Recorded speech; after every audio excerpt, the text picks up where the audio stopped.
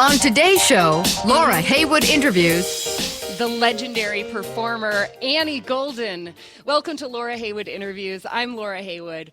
The craziest thing about Annie Golden is how many fans don't know she can sing. In fact, many think she can't even talk because she's gained great exposure and acclaim as the almost entirely mute character of Normal Romano on Orange is the New Black. I actually searched Annie Golden on Google, and one of the first terms that auto-populated was, is Annie Golden actually mute? Those of us obsessed with musical theater know otherwise. Starting with her Broadway debut in the first revival of Hair in 1977, Annie has also appeared in Leader of the Pack, Wilderness, On the Town, The Full Monty, Xanadu, and Violet, one of my very favorite and completely underrated musicals. And that's just what she's done on Broadway. She's been in countless off-Broadway musicals and plays, commercials, TV shows, and films, including Hair, in which she played the role of Jeannie, the pregnant star child. Plus, before all that, she was lead singer of The Shirts, or as I've heard rumor, they insisted on pronouncing it, The Shoits, one of the core bands of CBGBs in the formative era of punk music. Right now, Annie Golden is starring in the off-Broadway spoofsploitation musical. That's a term I just coined, by the way. It's a first-of-its-kind musical that actively sends up exploitation films of the 1970s and 1980s. Her co-star, Alan H. Green, describes the show as crazy, wacky, fierce, and badass, just like Annie Golden. And when I heard that, I thought, what an amazing collection of adjectives. Annie's not just the star of the show, currently playing at the Greenwich House Theater in Manhattan, but she's also its muse. Composer Joe Iconis first met her all the way back in the early 2000s when he was a grad student at NYU, and they've been collaborating ever since. In fact, he created this action hero role for her, basing and even naming the lead character after Annie herself. The opening song refers to Annie Golden as a woman of a certain age, a term I've always found a bit distasteful, but that's the exact point. In Broadway Bounty Hunter, Annie Golden turns the insult on its head and makes being a woman of a certain age completely aspirational. Annie Golden, it is a thrill to have you here. Welcome to Laura Heywood Interviews. Laura Heywood, take a breather. I was impressed with that. Well, Your diction is flawless. That's a line from the show. Yes. I know. I did study theater back in the day, but I turned to broadcasting, and that's been my love ever since. Oh, good. I'm glad. You have quite the resume, and you've been working on it for a long time. I have. I've been blessings abound in this career. I understand you started performing when you were really young, like in churches and school choirs and stuff. Yeah, just, I went to a Catholic school, so we sang in church and in choir, and, which is much the foundation for African-American churchgoers as well when they sing. So, so I started there, just being a guest soloist with the church choir and then the folk mass choir. And, so I've been doing it for a while. How old were you when you realized that you had a gift? I like telling this story. I think it was third grade, so I think I was 8 or 12 or something like that. And a nun was teaching us What Child Is This?, which is a Christmas hymn, to the melody of Greensleeves. And the melody went out of her head while she was writing the lyrics on the board. And she said, does anyone remember the melody? And I raised my hand, and I wasn't her favorite, this particular nun. And so she thought she would put me in my place by putting me on the spot to sing the melody. So you can remember it, Annie Golden? All right, then why don't you sing it for us? And so I sang it, and she stopped me, and she said, you've started too high, first of all.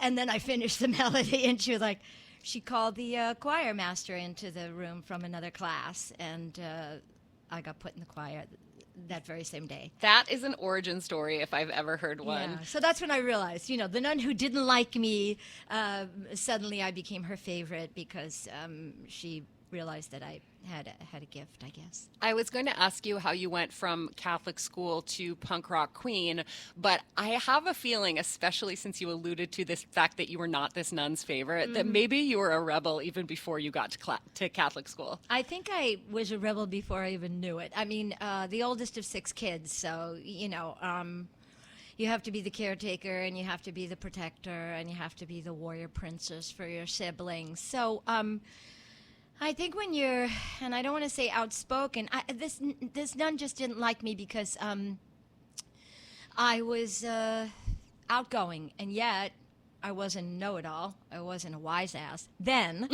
I think I grew into my wise assness. But yeah, it just wasn't her favorite. Maybe because I was sheepish, or maybe because I was a friend to the underdog. I don't know. But even years later, when I met her when I was grown as a young woman, she thought she could lord over me, and I put her in her place. I should hope so. Yeah. I mean, what did that look like? And Yeah. how did you meet her again when you were an adult? I was on a shopping street in Brooklyn where I grew up, and she recognized me, I guess. You know, I was in a couple of movies by then and TV, and she stood behind me and, you know, said my name in her voice, which she knew I would remember, and I realized she was trying to intimidate me or terrorize me, and so I just looked at her, and she said, you know, and I went, I know who you are, and then I just walked away. So I wasn't having it. So I grew into my wise assness, I guess. Well, it sounds like you knew to stand up for yourself, and it also doesn't sound like you were rude to her. You know, you No, could have given her the finger, and No, it wasn't rude. I was always respectful, but she was a mean girl. Mm-hmm. She was a mean girl in a habit, you know. So there you go.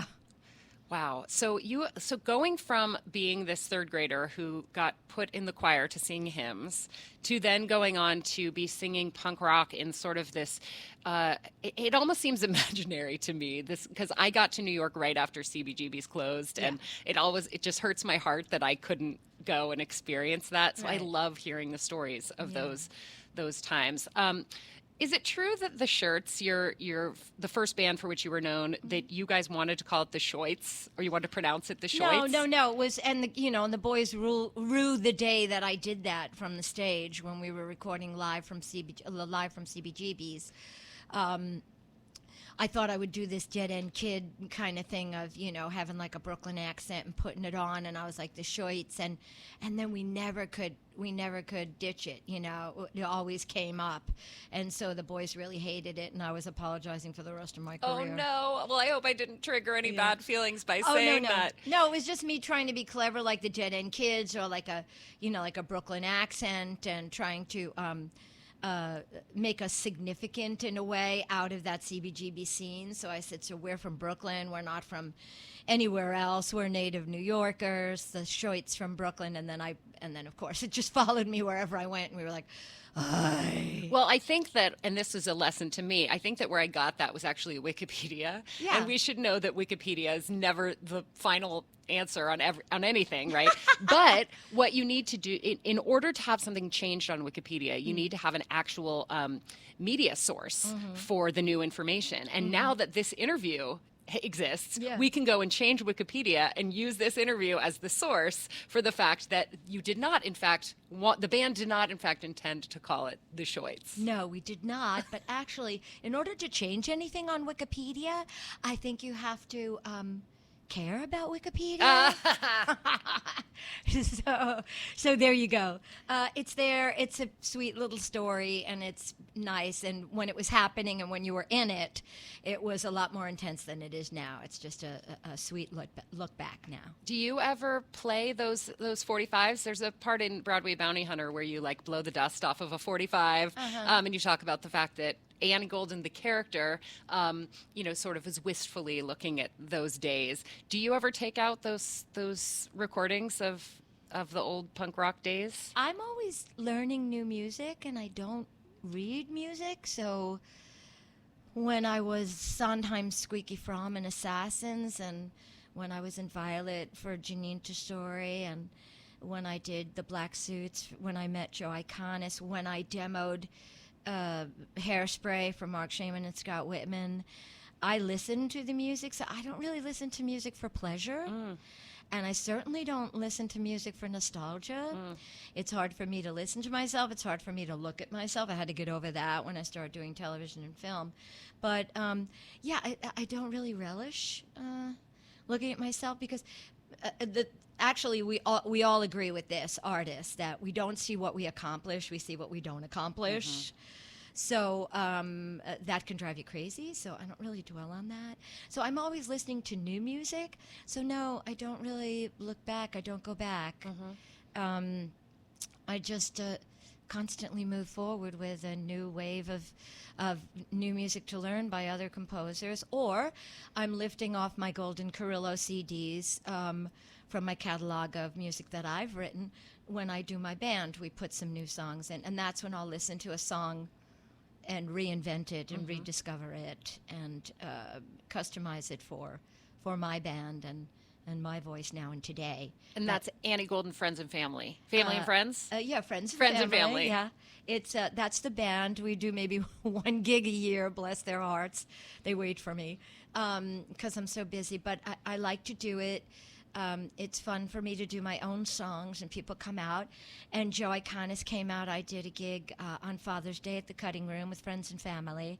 But I also had a singer-songwriting duo, boy-girl, and guitar, boy voice, girl voice, and guitar, called Golden Carrillo, and we have 4 CDs out, and I pulled from that for my catalog with my Friends and Family band.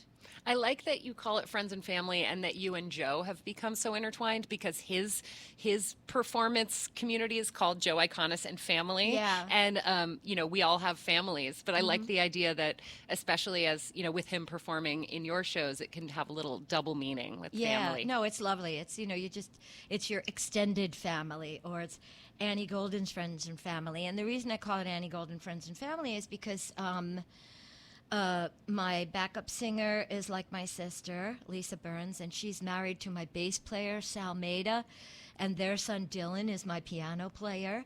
And then my Celtic soul brother, who's at his home in Ireland now, Paul McKenzie, is my guitarist. And my brother was my drummer, and we lost him in 2008. So I asked his son at the age of 16 if he would take over, and he did. So it's Friends and Family. So it really is family members. Well, I can't wait till the next time you do one of those Okay, gigs. I'll tell you. Great. Yeah. I know you said you're not that crazy about like nostalgia in terms of music. I hope you don't mind me asking you some questions about your storied career, because there's so much of it that I think I first saw you live in Violet, which was your most recent Broadway production. And it drives me crazy that I missed all of those. I cannot believe that I didn't see Full Monty.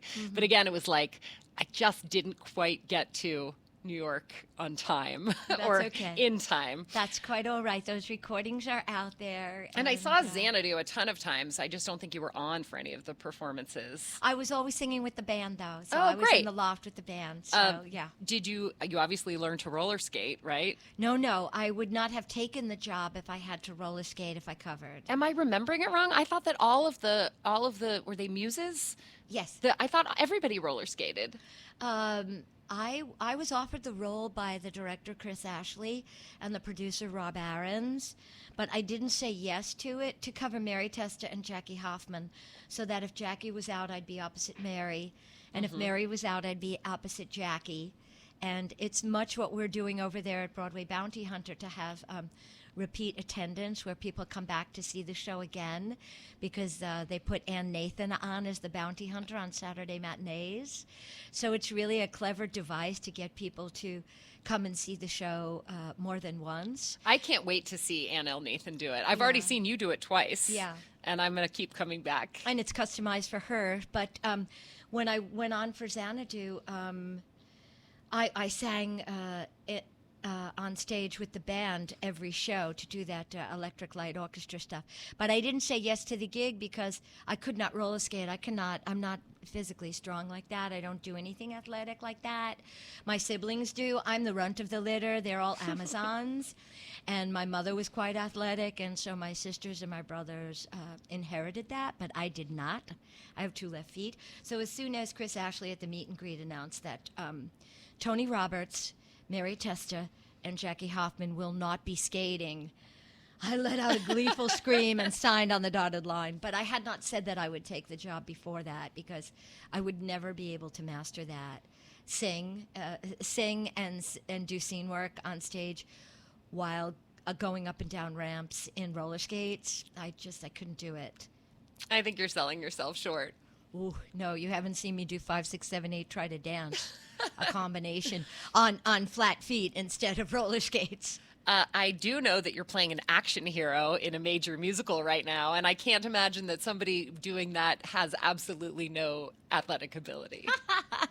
Well, we have a fight coordinator, and we have some really patient castmates, and it was the same thing with Xanadu too. Though I mean, I did do the dance, and all of Jackie's stuff was on the right side, and all of Mary's stuff was on the left side. Oh yeah. So I had Tony-nominated choreographer Dan Konekis, and I had his associate choreographer DJ Gray, and then our dance captain Patty Murin, and they were just very patient, and they took their time with me. And one day I actually was on in the afternoon for Jackie, and in the evening for Mary. So I had to do the opposite entrances and the opposite legs and feet, and so with a lot of help, I was able to do it. But it's not my forte. Mm-hmm. So yeah, no, physical is not my forte. I would guess that you consider your forte to be that angelic voice. Would you agree? Yeah, it can be banshee-like though too. Sure, you can skrelt. Yeah, I had somebody recently ask me, "Could you describe your voice?" I was like, "Oh, wow, that's a wow," and I said, "I guess like a rainbow." Mm. So it's like angelic, and then childlike, and then banshee, and then growl, and then womanly. I don't know. So yeah, so I said there's a lot of colors to it. So Joe has written for all of those. I love that. I also, as you were saying all of those things, I thought it's kind of like the weather. You know, you get these like gorgeous, clear days, mm-hmm. and then you have storms, mm-hmm. and then you have like cool ice, and mm-hmm. then you have like hot and humid. And I feel like your voice can do all of those things. It's sort of what that score is like. You know, it's I loved what Alan said. That was so lovely about the piece. Crazy, wacky, fierce, and badass, just like Annie Golden. It is a love fest over there with us, but I pitched the piece as, you know, Annie Golden as Pam Grier in Foxy Brown, mm-hmm. or Jackie Brown, depending on which is your favorite film.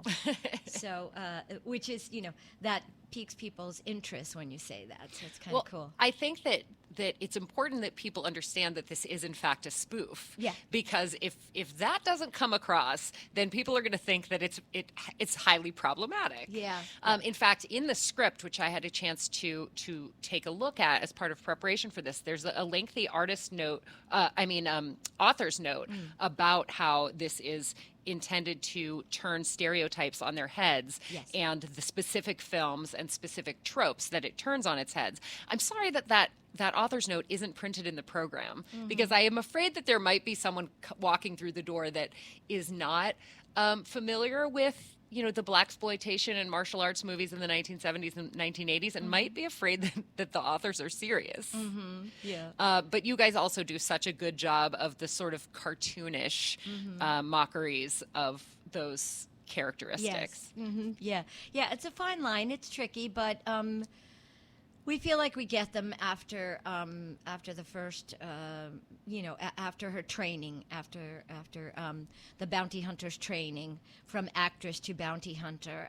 Once we get them on the road for a road trip to track down their whack-ass drug pusher, I think people get that. And Pimp Daddy. And our tongue is firmly in our cheek. Yeah, so that's you, or I should say, it's always hard for me when actors are playing characters either based on themselves or with the same names, because I feel like I should be calling Annie Golden Bounty Hunter.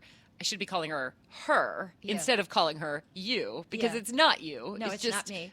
Based on you, yeah. And sort of attuned to your series of special skills and that, you know, rainbow voice of yours. Yeah. But it's you, it's her, it's Annie Golden, yeah. and it is Lazarus, who's played by Alan. Yes. And you guys are partnered together to go down to South America. The line that really got me was when you said, "I didn't even know you could drive to South America." I know, that's great. Yeah, yeah. Just the innocence of it and the guilelessness of it is just so lovely, particularly in a woman of a certain age who's been a little bit beaten up and beaten down by her career and by the world. And yeah, so the character has been married and widowed. And I've never been married. I've never been widowed, thank God. So, so it's a little. I remember one day I had my fuses burnt out at my apartment in Brooklyn, and I wrote to stage management because I was expected at rehearsal, And I said, power outage at Annie's apartment. And she wrote back, we're going to go over that this afternoon. Because that's a scene in the show. No, for reals. For reals, I won't be there at noon because I have to have somebody change my fuses. Well, hopefully you, unlike the character of Annie Golden, were not out of gin and tonic in that situation. I don't drink like that either. So that's another thing where I go, okay, well, I don't drink liquor, but, I like wine and champagne, but I don't drink hard liquor, so gin and tonic is really... So when my family comes to see the show, my sister was there yesterday, they get such a kick out of gin and tonic, and they get such a kick out of me being, physically powerful, because I'm such, like I said, they're all the Amazons, and I'm kind of like the cheerleader who sits on the sidelines, because inevitably I'm the one who's going to get in somebody's way and get hurt. So I back off from that. So they know it. They know I'm not brave. So it's kind of funny for them to say, like, gin and tonic, what? I think that's hilarious, that of all of the ridiculous things that you do in this show, Yeah. that it's the gin and tonic that throws them. Yeah, they kind of go, okay, so this is a fantasy then. Okay, great. But also, I think you're selling yourself short to say that you're not brave. I mean, think of all of the things that you've done, Yeah. all of the risks that you've taken, and all of the roles that you've played. It takes bravery to do those things. I have to say, when I auditioned for Orange is the New Black, I had no idea for Orange is the New Black that Genji's idea was that I would be a traumatic mute. I really didn't know that. I auditioned for Sister Ingalls. Fans of the show will know that I auditioned for Sister Ingalls, who was played by another Broadway diva, Beth Fowler. Mm-hmm. And so when I auditioned, I thought that I would be cast as the activist nun from the 70s, and Which you could have borrowed from that teacher. yeah, totally. And so first day on set, and we get the script, and I don't see my name anywhere, and I realize that I have to read the stage directions to know what Norma is seeing and what Norma wants to say in this scene, and tell the audience how to feel about that. They should be joyful, that they should be apprehensive, that they should be worried, or perhaps her facial expressions are predicting something coming down the pike that's not going to be good for their beloved favorite characters and cellmates. I think you may have fewer lines than any principal in any show in the history of television. That's right. Yeah. But I also think that it is such a testament to your acting abilities. In my research, I learned that the performers that you really looked up to when you were growing up were people like Judy Garland and Frank Sinatra, who would act while they sung. They wouldn't just hit the notes right, but they would evoke all of that emotion. And even though you're not singing on Orange is the New Black, you are evoking so much emotion as an actor that you almost don't need the lines. And I don't think just anybody can do that. Some people need the words. Well, I thought it was a sacred trust and a generous gift, as I do, with all things that I get. That when I'm given a role, I don't have to audition for it, or it was written for me, which is what our casting person Jen Houston told me.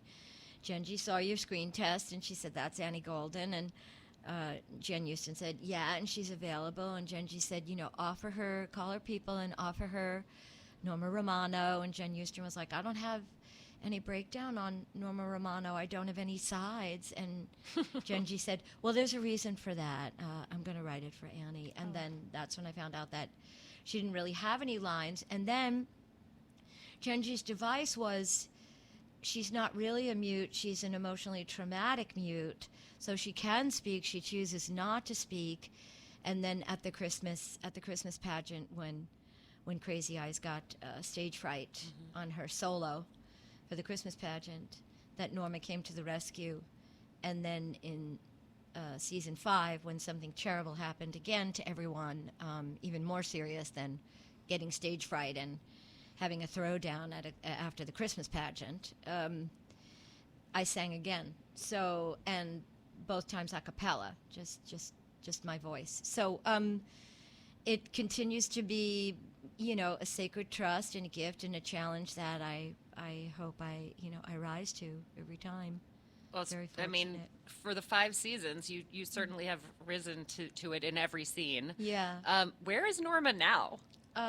Norma at the end of season 5, which was when we had the prison riot and the takeover. The prison was burned to the ground and everyone was shipped out elsewhere.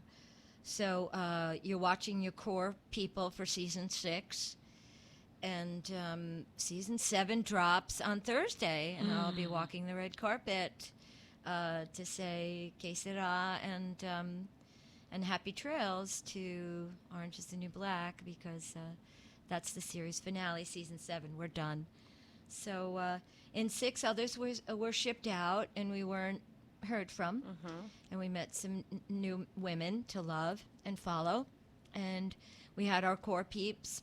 We had our Piper and our Voss, and we had our beloved Red, and we had our Crazy Eyes and our Tasty, and we had our Nikki, and then and now we have season 7. So we're there walking the red carpet. So tune in on July 25th when it drops. You still haven't answered my question. I don't answer the questions, Laura, because if I answer the questions, I would have to kill you, and then I'd never get out of Litchfield. Yeah, well, that's true. That's true.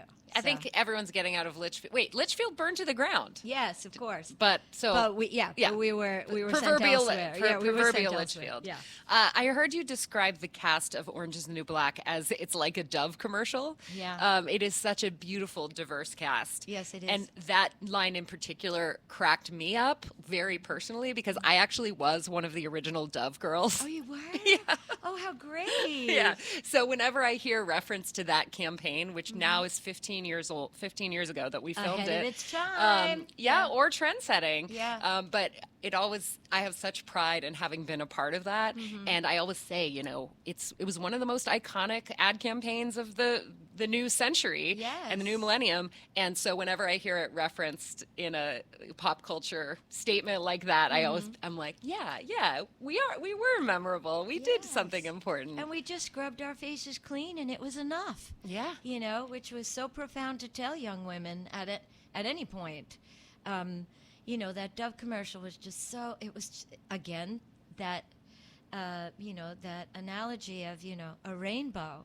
It was just all back to hair.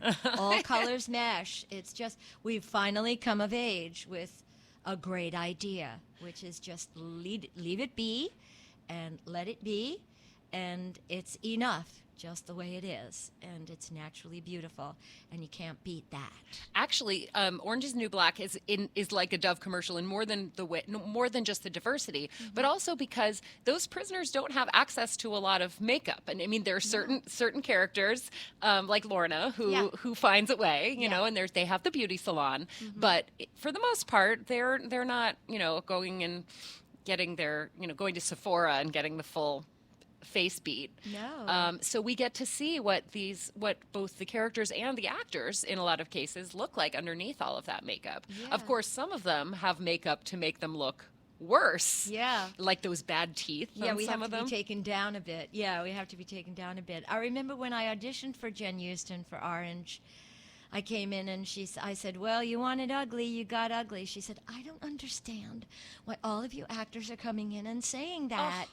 She said, all I said to your agents was, please, no makeup, don't be your actressy best.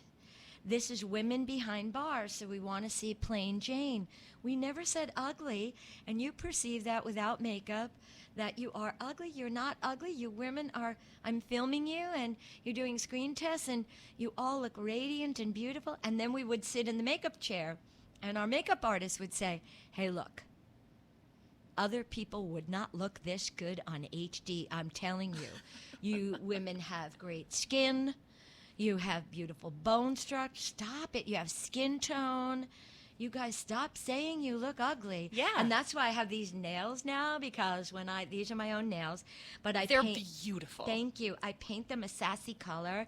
These are blood red, but I paint them a sassy color because Annie Golden never got the glamour roles. I think I even allude to that in the play when I say I always wanted to play Mame, but people always think of me as the gooch. But, the plain Jane sidekick or the comedy relief. So when my claim to fame became Normal Romano, who the first couple of seasons, I called her a kitchen toad in my own mind. I went, oh, that kitchen toad, because I had to wear the hairnet, no makeup, and then I came to love her, and I went, hey, that's unkind to call her that. And so in my own personal life, when I would go out into the world, I don't wear a lot of makeup, and I don't thankfully need a lot of makeup, because of that bone structure and beautiful skin.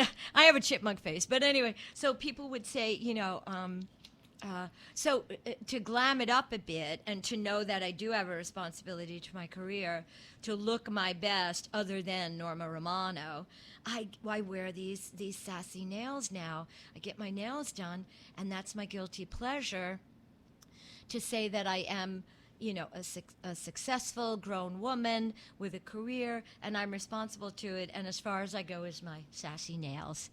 That's about as far as I go. What about when you do red carpets? You said you're going to be on the red carpet for the premiere of Orange, even though we don't know where Norma is. Yeah. So will you have like a big hair and makeup crew for that, or will it just be the nails? I don't really do that, but they do offer it. Netflix does offer it to us. And I think girls who are making their bones, and it's not like me sitting back on my laurels. It's just I'm known. People know me. They know I'm not a glamour puss. But what's great is that you clean up nice on the red carpet. Everybody looks great on the red carpet. So people kind of go, that's Norma? Or, that's Gina, that's Anita, that's Yoga Jones. Because you clean up nice for the red carpet because you've been doing this a long time. So you know what works on you in terms of a gown, in terms of bedazzlement, in terms of hairstyle, and, so you can look your best, but they do offer a team. And like for the SAG Awards, they offer a team, and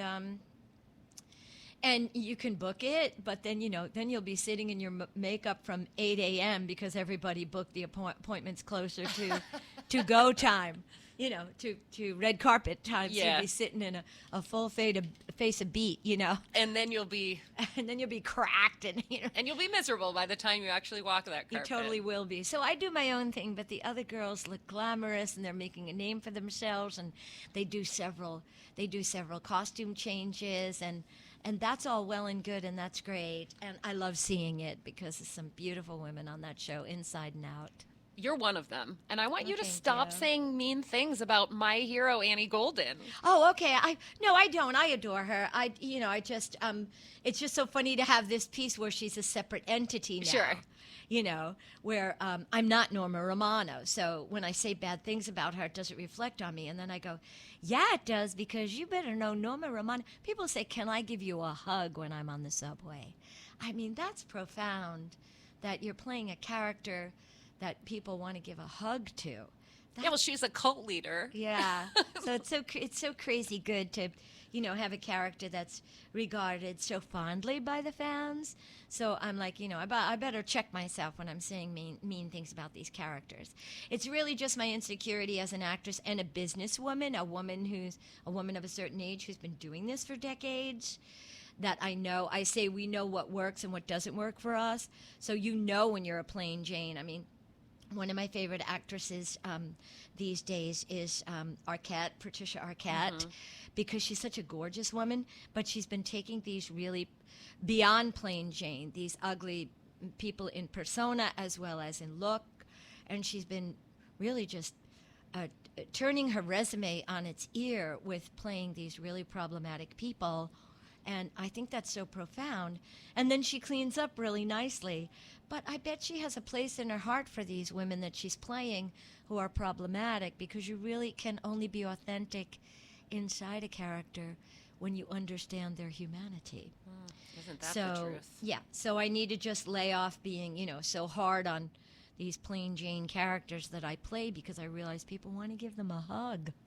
And you don't want the hugs? I do want the hug. Oh, I honor the hug. I'm so appreciative to have the hug. I better check myself when I'm gonna disrespect the character and realize that what it's brought to me is such wonderful fans and such devoted, loving fans. And it's just great. Well, you have this thing in you where, and again, I'm going to quote an article that you were interviewed when you were doing the Black Suits in LA, in the LA Times, and you were talking about, I think, your character, but I think it reflects you as a human being too. The real life Annie Golden. You said they're just kids finding themselves, and then they meet this great big colorful kid, and she's younger than they'll ever be. Oh, wow. You were describing your Black Suits character, who was sort of like a mother hen. Oh, Mrs. Waring. Yes. Yes, yeah. But the nosy neighbor character that I met Joe Iconis on. Yeah. But I see you as the youngest quote unquote woman of a certain age that I've ever met. Like I love this. If I go to YouTube and I do the search term Annie Golden 54 below, you'll find Sondheim, you'll find Memory from Cats, and these other sort of classic musical theater songs. But then you'll also have like 54 sings Pink, and you're singing Just Like a Pill from Pink, and then you've got like a Lady Gaga song, and you don't sound like you're it doesn't feel forced, it doesn't feel fake, it doesn't feel like a gimmick. It's like these songs are in your soul just the way that Memory from Cats is, you know? And I don't know any other, again, I have to use quotes because it's such the phrase women of a certain age. Yeah. In fact, I'd love to talk to you about that phrase. Okay. What are your feelings about, I mean, you use that phrase, right? And it's in Broadway Bounty Hunter, a woman of a certain age becomes the aspiration. And I'm like, I can't wait to be a woman of a certain age. Absolutely. Because I'm going to go kick ass in South America, too, and take down a drug lord. Yeah. But I feel like traditionally it's been used as an insult. So then let's turn it on its ear because let's empower it. Because when we did the play up at Barrington, I was reading press releases, and they always put the number in the press release, the age. And I said, but the opening number of the piece is woman of a certain age. Why don't you use that catchphrase? It's more mysterious. True. And it's less literal. Because let me tell you, it's different for girls. When people say a number, things come to mind and limitations come to mind, and we want to banish all of that, all of those limitations, all of that. So I embraced women of a certain age as the catchphrase. When we did press releases, I said, "Can you're promoting the opening number of the piece, and you're also not putting a literal number on me." So that people will, maybe prejudge. Let them come and see for themselves. And it has more mystery, woman of a certain age. And like I said, we're turning it on its edge where it's, where we're turning it on its end where we're saying, it's not a derogatory statement because it's tantamount to forever young. It can be that. Women of a certain age, it can also be, the other catchphrase can be forever young. May you stay forever young. And how you prove it is you just come and do an opening number called Women of a Certain Age, and people will be like, damn, Annie Golden, So. That should be, I want that to be the pull quote on the outside of the theater. Damn, Annie Golden. With like what? with an exclamation question mark there, like a what? Yeah, with lots of A's in both damn and what? Yeah. So I understand that a lot of the lines where you say things like yo, you end a sentence with the word yo, that comes from your actual vernacular. That's how Annie Golden, the actress, speaks. Yeah, it actually did. I mean, it was just like, when you want to talk to the kids and you want to reach the kids, you just try to, you try to just assimilate some of their lingo. And God knows some of it I wouldn't be caught dead saying. But, in the true Lenny Bruce fashion, you just want to take it on, and it's like it's an exclamation, like man or dude or awesome, or things that are called awesome these days are not really so awesome. So it's it puts it on its ear, to say yo. And I did talk like that when Joe met me. So he had written Mrs. Waring already, but then when she was relating to this she's the nosy neighbor lady of the black suits. And I've done it with so many people. I've done it with Ben Platt and Nick Blaemeyer and so many young men who have aged out of the role. But I stay the same because my references are Mrs. Waring worked with Lou Reed and David Bowie and her husband. My backstory is that her husband was an entertainment lawyer, and she was their manager or their road manager or tour manager. So she worked with these greats. So I've done the black suit so many times for Joe Iconis because Mrs. Waring does not age out. Right. So I've done it. That's another benefit of being a woman of a certain know. age. Is if you don't put a number on her, she can be any age you want. Right. And I mean, the references, hold true. Lou Reed, and the references hold true. David Bowie, and then that part just got better and better for me because I met Joe at his NYU black box thesis presentation, and that was the black suits, and I had one song called The Feeling, and it was a kick-ass song, and it was a showstopper. And then by the time we did the presentation, he had written me a beautiful song called Band-Aids and Cigarettes, as an adult saying, I can't fix everything, I don't have all the answers, which was profoundly touching. And then when we did it out in Culver City for Center Theater Group in LA, they needed to cover a quick change for the boys, so they wrote yet another song called Spirit Song for the girlfriend and Mrs. Waring to sing together, called Spirit Song. So my role just kept getting better and better with Joe Iconis songs. Yeah, next time the show's produced, it's going to be called Mrs. Waring and the Black Suits. That's true. Mrs. Waring's Black Suits. Yeah. Do you know that that four of the original Black Suits just reunited on stage at Be More Chill? No. It was Nick Blaemeyer, Jason Tam, Jason Sweet-Tooth Williams, and Lance Rubin.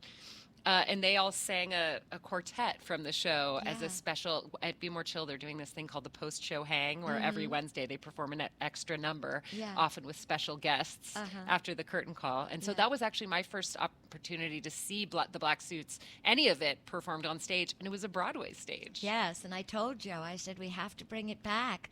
We have to do a Feinstein's 54 Below. We have to do a Black Suits in concert. People will want it, you know. Especially right now. Yeah. If only we knew someone at 54 Below. Yeah. Oh, yeah. Jennifer Tepper runs all the programming there, and she's the producer of Broadway Bounty Hunter and Joe Iconis' best friend. Why hasn't this happened yet? Yes, well, it will. I think he's very busy. He's got a show on Broadway until August 11th. Go see Be More Chill. And then he's got a show off Broadway, Broadway Bounty Hunter at the Greenwich House Theater. So he's a little busy, but we'll get there. And I will be there. Yes. For sure. Yes. I actually did it with Jason Sweet-Tooth Williams and Lance Rubin. Who are two of the co-writers of... Yes. They wrote Broadway Bounty Hunter with Joe. This is the gift they gave me. And I actually did it with them. So I did the original, and no one has ever really played Mrs. Waring but me. What if the Black Suits took a different route and became a film? Yeah. I feel like the time is ripe for a Joe Iconis and family film. Yes. I'm putting it into the universe. All right. And we know what I look like on film, so without any makeup, with no help, Normal Mrs. Romano. Waring wears makeup. I'm just telling you. I've never seen the show with Mrs. Waring. I've only seen that one number. Yeah. But she hung out with Lou Reed and David Bowie. I bet she rocks some killer eyeliner. She does. Did you actually know or ever meet Bowie or Lou Reed? Yes. Can you tell me any fun stories about them? Yes. Well, Lou was in that whole clique of Patti Smith, Robert Mapplethorpe, Laurie Anderson, which was before I got to CBGB's, but was still there when I got there. They were like the seniors when you were a freshman. They were the hierarchy. Well, they were, it wasn't even, we were all so young, it wasn't even seniors. It was just they're the veterans. They're the originators. I meant seniors in high school. Of this scene. Right, exactly, yeah. They were rock stars of a certain age. They were the cool kids. So, and they had, paved the way for everyone. So how I realized that Lou knew of me, Lou Reed, was that they called me into a casting session for Sally Can't Dance. He had a hit single, and they wanted to do a video. And Lou's not that. That was not his ilk. That MTV VH1, which was all the rage then. You have to do a video if you have a hit single. So he said, maybe call Annie Golden in from the Shirts, and maybe she could audition to be Sally. I don't know. So that's when I knew Lou knew of me from the scene, because when I came in, they said, yeah, Lou said your name. So we thought maybe if you wanted to like freestyle we'll play Sally Can't Dance. If you want to freestyle to it, we'll capture it and we'll give it to the casting people and say, I was like, oh, okay. And so then I went, and thanks, Lou Reed, for saying my name on the video, And then I also, David Bowie did, Joan Jett did 5 nights on Broadway at a Broadway theater. And I know Joan, and David was doing, I think, the Glass Spider tour. At that time, I don't know if my dates are right. People can, they might tell you I'm wrong. I don't know. But I'm just doing it from memory. I don't have my iPad here or anything. But so David came after his evening, he came to the after party.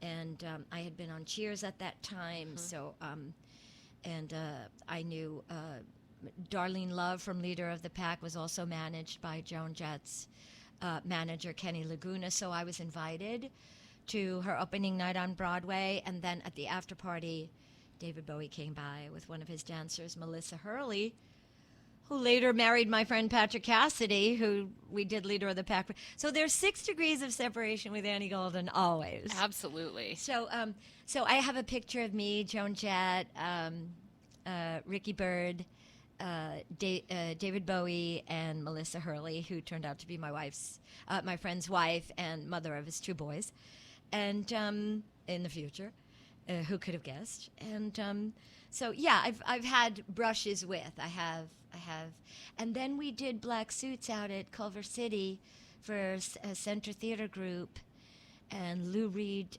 passed away on our opening night. Oh my gosh. And there's references to him all over that show. So Mrs. Waring's apartment had album covers in her kitchen on the walls. And I said, may I take my bow with Rock and Roll Animal? So I took my bow that night with Lou Reed in my arms. And the people who got it loved it. And the other people were like, gee, she must really like that album because she's hugging it.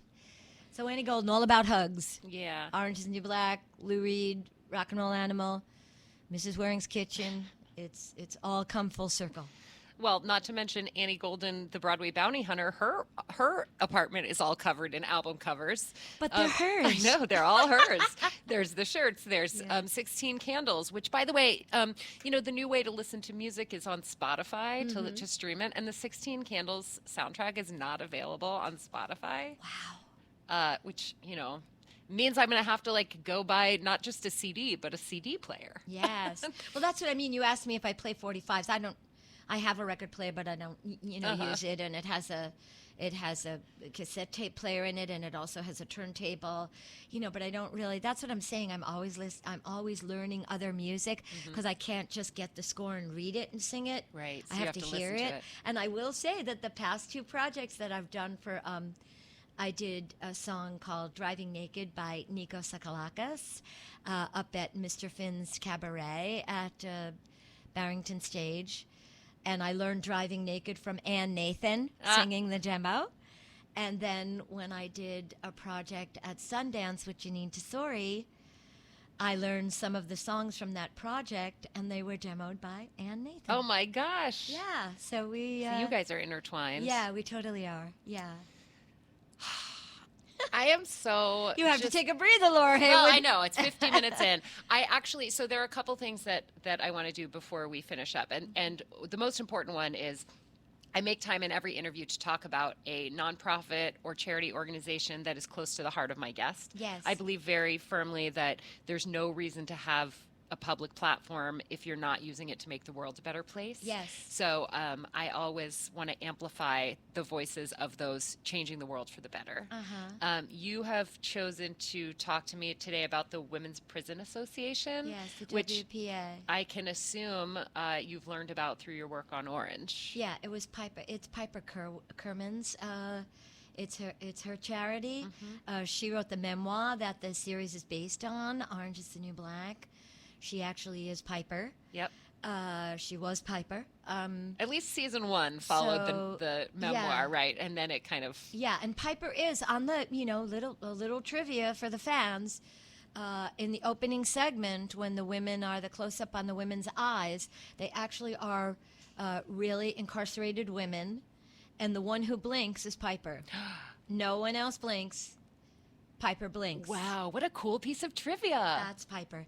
So she brought us to Women's Prison Association the very first season, and we packed backpacks for going back to school in September for the children of incarcerated women of all ages. We had, pre-K to 8th grade, and we packed supplies for them and snacks, and a manufacturer donated, the supplies, the pencils, the books, the backpacks themselves, and we stuffed them.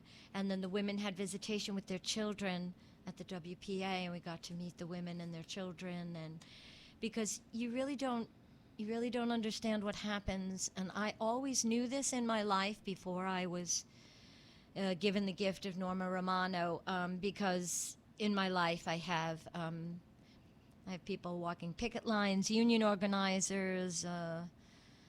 My father was a Teamster. There was quite a lot of upheaval when I was a child with my father, with the unions, union busting, walking the union, the picket line, fisticuffs, violence, physical altercations. Maybe that's where you got your rebellious streak. I think so, yes. And also, my people are motorcycle aficionados, and they are presidents and vice presidents of motorcycle clubs, and both the men and women are covered in tattoos, and that makes you a target in society sometimes. So I've always had this thing about knowing that people can just disappear, and you check the hospitals, and and then you find out they've been snatched up, an outstanding warrant, or they got in trouble, or they got pulled over, or they got questioned, so you really don't really understand what it means to be incarcerated and how you can disappear and get lost in the system. It's frightening. So Women's Prison Association, they don't, when you're on Broadway, when you have costumes, the costumes have your names in them, and you wear your foundation garments and your underwear, and you have doubles in case something happens during the run of a play. If something wears out, if something frays, you have a double, it's brand new. If the show closes and you never use that, it still has the tags on it, but it has your name inside. And these women never get anything that's not a hand-me-down. So the women on Broadway, we started this thing where we were trying to give, like, the extras. When you could take it home with you, you would donate it to the Women's Prison Association. That's amazing. Yeah. Well, that's a little-known thing. You don't know that people don't know that people on Broadway have doubles of when their understudies go on. You have doubles that are gently worn, or they still have the tags on them. Right. But your name is written inside it. Sure. So it's kind of interesting. But I bring that over to the Women's Prison Association. It's on 2nd Avenue and East 7th Street. And it's an old brownstone from, I think, the 1890s. And we got to visit there, and we got to see. And it's a halfway house for women who are released. And we looked at books of a login where women would sign in. And it used to be women who were imprisoned were domestics when they came here and fell on hard times. And their crimes would be intemperance, which is what does that even mean? Public intoxication. Oh, jeez. Of course, there's the prostitution, the streetwalkers. There's when you don't have any money and you're on the street, they can haul you in for that. It's called vagrancy. A lot of these women, their husbands came over and said that they would send for them, and then they would send for them, and they would bring the family, and the men would be remarried, and so have no place for the women. And so and you see it. You can see it written in ink from a fountain pen, maybe with a quill. You can see the stories there. The years of the Women's Prison Association has been around for a really long time. Well, we can find it online at wpaonline.org. Yes. And one of the things that I love most about it is that in addition to helping the women who go through incarceration to build back the lives that they want for themselves and their families, they also focus on promoting alternatives to incarceration and help women living in the community to avoid arrest and incarceration, Absolutely. which I think is, it does become this cycle. Yeah. And Annie, in your honor, I'm going to make a donation to WPA today. Oh, thank you. And I'm going to encourage everyone listening to do the same. I'm a firm believer that a whole bunch of little drops can make a big splash. Yes. And if everybody listening, either today live on dnrstudios.com/Laura or through the free podcast version, if everybody gave just a few dollars, we really could make a difference for WPA. Yeah, it doesn't have to be a lot. And also it's so wonderful because they go to job fairs, which is what we talked about in Orange is the New Black for comedic effect. They go to job fairs, so they need things to wear to job interviews. They also need to go to court to get their children back, so they have to be presentable in family court. They also have to go to parole hearings, and they don't have anything to wear. And sometimes their bodies change in there, and nothing fits when they get out. It's really profound. You can't even imagine the trickle-down effect. You mentioned makeup. Yeah. When we did Xanadu, we had a patronage of MAC. We had a deal with MAC.